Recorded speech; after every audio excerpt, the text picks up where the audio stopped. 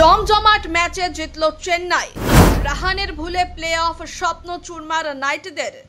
দিল্লি ও রাজস্থানের বিরুদ্ধে জোড়া জয় বাড়তি অক্সিজেন জুগিয়েছিল কলকাতা নাইট রাইডার্সকে।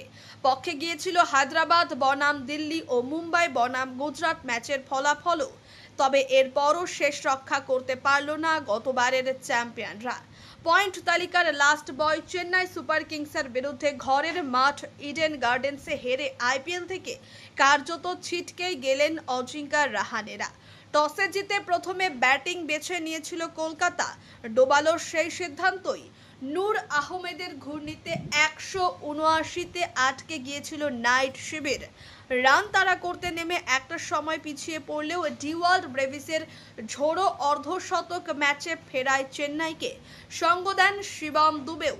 শেষ লগ্নে মহেন্দ্র সিং ধোনির ফিনিশিং টাচে ইডেন থেকে 2 পয়েন্ট নিয়েই ফিরছে 5 বারের ট্রফি জয়ীরা।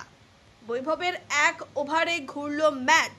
ইডেনের রান তাড়া করে জয়ের সংখ্যায় বেশি, কিন্তু তারপরেও প্রথমে ব্যাট করার সিদ্ধান্ত নিয়েছিলেন কলকাতার অধিনায়ক অজিঙ্কা রাহানে।